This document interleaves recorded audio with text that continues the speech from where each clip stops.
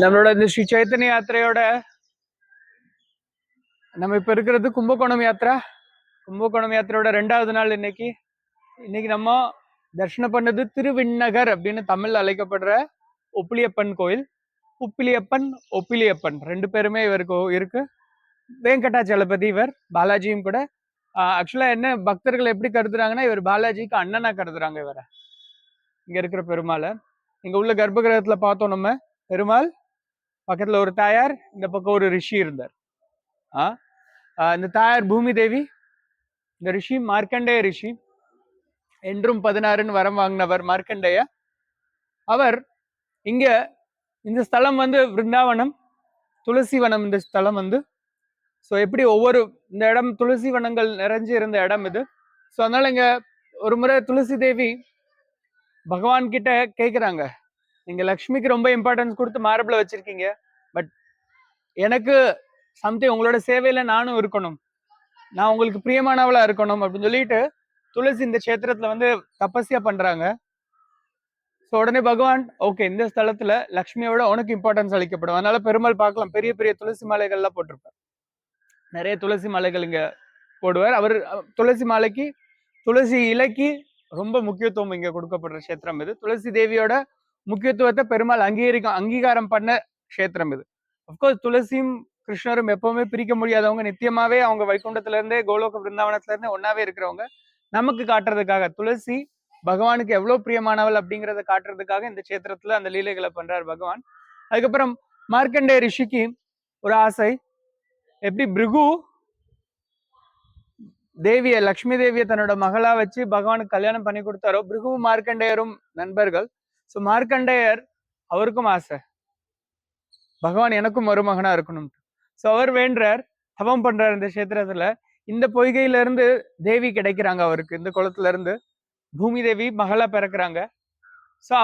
அவரை தகுந்த கல்யாண வயசு வரும்போது, லைக் ரொம்ப, அதாவது ஒரு பெண்ணுக்கு சரியான கல்யாண வயசு என்னன்னா, அவங்க வந்து பூ பெய்யறதுக்கு முன்னாடி, ஏஜ் அட்டன் பண்றதுக்கு முன்னாடி. நம்ம குழந்தை திருமணம் அது இதுன்னு இப்ப லீகல்ல பேசலாம், பட் ட்ரெடிஷ்னல் அது, சைக்காலஜிக்கலா அது பெர்ஃபெக்டான ஒரு சிஸ்டம் அது. அப்போ அவங்க கல்யாணத்துக்கு தயாராகும் போது பகவான் பாலாஜி என்ன பண்றார், விஷ்ணு என்ன பண்றார், ஒரு வயசான பிராமண ரூபத்துல வர்றார். வந்து மார்க்கண்டேய ரிஷி கிட்ட எனக்கு உன்னோட பொண்ணை கல்யாணம் பண்ணி கொடு அப்படின்னு சொல்லி கேட்கிறார். ரிஷி யோசிக்கிறார், எப்படி ஒரு வயசானவருக்கு இந்த சின்ன பொண்ணை எப்படி கல்யாணம் பண்ணி தர்றது? ஆனா பிராமணர் கேட்கிறாரு, தட்ட முடியாது. அதனால அவர் என்ன பண்றார், இல்ல என் பொண்ணு ரொம்ப சின்ன பொண்ணு, அவளுக்கு ஒழுங்கா சமையல்ல உப்பு கூட போட தெரியாது, பிரயோஜனம் இல்லை, நீங்க வேற பொண்ணு பாத்துக்கோங்க அப்படின்னு. இல்ல இல்ல இல்ல, எனக்கு உப்பு இல்லாத பதார்த்தம் தான் ரொம்ப பிடிக்கும், பரவாயில்ல, அவ என்ன சமைச்சு கொடுத்தாலும் நான் சந்தோஷமா ஏத்துக்கிறேன் அப்படிங்கிறார். அதுக்கப்புறம் மார்க்கண்டேய ரிஷி என்ன பண்றது யோசிக்கும் போது அவருக்கு ரிவீல் ஆகிறது வந்திருக்கிறது பகவான் தான் அப்படின்னு சொல்லிட்டு ரொம்ப சந்தோஷமா திருமணம் பண்ணி கொடுக்கிறார். இந்த கஷேத்திரத்துல துளசி பூமி தேவி 2 பேருக்குமே இம்பார்ட்டன்ஸ் இங்க இருக்கு. மார்க்கண்டேய ரிஷி அதனாலதான் பார்க்கலாம் பகவானோட பாதத்திலே இருக்கார். பட் இருந்தாலும் பகவான் மறுபடியும் பக்தர்களுக்காக அவர் என்ன வேணாலும் பண்ணக்கூடியவர். நேத்து பார்த்தோம் கருடனே அவர் தூக்கிட்டு வந்த இடத்த பார்த்தோம் நம்ம. இங்க அவர் என்ன பண்றாரு, எனக்கு நைவேத்தியத்துல உப்பே தேவை கிடையாது, எப்படி உன் பொண்ணு வந்து உப்பு போட தெரியாதுன்னு சொன்னீங்களா, எனக்கு இனி உப்பே தேவையில்லை. இந்த கஷேத்திரத்துல பகவானுக்கு எந்த நைவேத்தியத்திலும் உப்பு சேர்க்கறது கிடையாது இன்னைக்கு வரைக்கும். இந்த கோயிலுக்குள்ளேயும் உப்பு சேர்த்த பதார்த்தங்களை யாருமே சாப்பிட்றதும் கிடையாது, வேற யாரும் கூட. இந்த கோயிலுக்குள்ள உப்பே கிடையாது, தேவிக்காக பெருமாள் ஏத்துக்கிறார். நம்ம என்ன பண்ணுவோம், உப்பு இல்லைன்னா சாப்பிட முடியுமா நம்மளால? நோ சால்ட் நோ டேஸ்ட், உப்பில்லா பண்டம். பட் பகவான் அதை ரொம்ப உயர்வு வச்சுக்கிறார். ஏன்னா என்னோட பக்தை, என்னோட மார்க்கண்டேயா, என்னோட பூமாதேவி, என்னோட லக்ஷ்மிக்காக. பக்தர்களுக்காக பகவான் எதையுமே ஏத்துக்க தயாரா இருக்கார். ரொம்ப சிம்பிள், நம்ம அவர் பக்கம் திரும்பணும், அவருக்கு பக்தி பண்ணணும், நம்ம அவரோட நாமங்களை சொல்லணும், அவருக்கோட நாமங்களை சொல்லணும். அப்போ பகவான் திருப்தி அடைஞ்சு, நம்ம ஹிருதயத்துல எவ்வளவு களங்கங்கள் இருந்தாலும், நம்ம தூய்மையான மகாத்மாக்கள் கிடையாது, உயர்ந்த ஆத்மாக்கள் கிடையாது, இருந்தாலும் பகவான் ஏத்துக்கிறார். எப்படி ஒரு பசுவானது, பசு என்ன சொல்ற, ஒரு தாய்மைக்கு உதாரணமா பசுவை சொல்லுவோம், தாயும் கன்றும் பசுவும் கன்றும் சொல்லுவோம். அந்த பசு கண்ணு ஈனும்போது, இங்க எல்லாருமே மோஸ்ட்லி மாடு வச்சிருந்திருப்பேன், கண்ணு ஈனும்போது அந்த கண்ணுக்குட்டி ரொம்ப கிளீனா இருக்குமா என்ன? எப்படி இருக்கும்? ரத்தம் கோலை எல்லாம் போட்டு வள வள ரொம்ப ஒரு சுவாரஸ்யமான ஒரு காட்சி கிடையாது.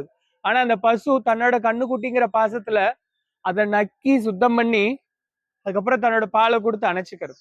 ஸோ அதே மாதிரிதான் பகவானும். ஆனா அந்த கண்ணுக்குட்டி ஃபுல்லா சரணடைஞ்சது, அம்மா மட்டும்தான் எனக்கு வேற யாரும் கிடையாது அப்படிங்கிறதுல கண்ணுக்குட்டி தெளிவா இருக்கும். அதே மாதிரி நம்மளும் எப்போ பகவான் நாராயணர் கிருஷ்ணர் மட்டும்தான் நமக்கு அப்படின்னு நினைச்சு நம்ம பக்தி பண்ணும்போது பகவான் நம்ம இதயத்துல அழுக்குகள் இருந்தாலும் அதையும் தூய்மைப்படுத்தி நம்மள அவரோட திருவடியில வச்சுக்கிறார். சோ அதனாலதான் பகவான் இங்க பெருமாள் கையில என்ன எழுதியிருந்தார்? மாமேக்கம் சரணம் ரஜ மாசுச்சக வரதராஜர் எழுதியிருப்பார், பயப்படாதே அப்படின்ட்டு. இவர் என்ன பண்ணணும்னு சொல்றார்? என் ஒருத்தன் கிட்ட சரணடை, இவர் என்ன காப்பாத்துவார், அவர் என்ன காப்பாத்துவார், அவர் என்ன காப்பாத்துவார்? நோ, மாம் ஏக்கம், நான் ஒருத்தன் தான். அதனால்தான் ஆழ்வார் பாடுறார், தன்னோ தன்னொப்பர் இல்லா அப்பன் அப்படின்னு சொல்லி பாடுறாரு. அவருக்கு நிகர யாருமே கிடையாது. சமஸ்கிருதத்துல அசம ஊர்துவ அப்படின்னு சொல்லப்படுது. அசம ஊர்துவ, அவருக்கு சமமானவரும் யாரும் கிடையாது, அவரை விட உயர்ந்தவரும் யாரும் கிடையாது. அதனாலதான் ஒப்பில்லா அப்பன் ஒப்பிலி அப்பன். உப்பு சேர்க்காதால உப்பிலியப்பன் கோயில் ஆயிடுச்சு. ரொம்ப அழகான கோயில். தாயாரும் உள்ளே இருக்கார், மார்க்கண்ட ரிஷியும் உள்ளே இருக்கார். சோ பகவான் பக்தர்களோட பிரார்த்தனைகளுக்கு செவி சாய்க்கிறார். சொன்ன பக்தர்களுக்காக எதை வேணாலும் ஏத்துக்க தயாரா இருக்கார். இது இந்த பகவானை பத்தின சில விஷயங்கள்.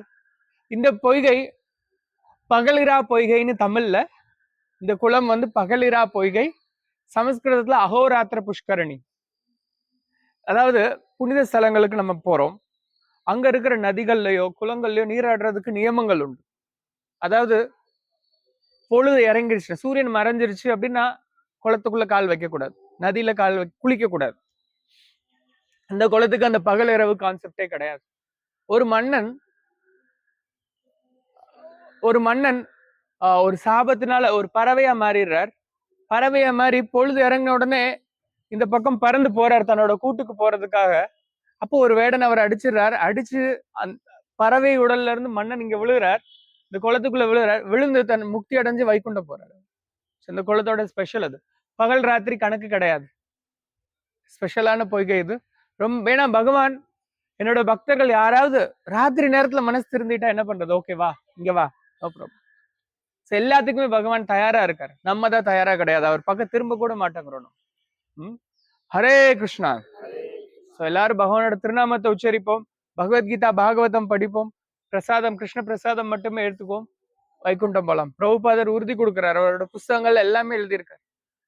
தினசரி பிரபுபாதரோட புஸ்தகங்கள் நம்ம படிக்கிறோம், வாழ்க்கை பக்குவம் அடையும். ஹரே கிருஷ்ணா. உப்பிலியப்பன் சுவாமி கி ஜெய், ஸ்ரீல பிரபுபாத கி ஜெய். ஹரே கிருஷ்ணா.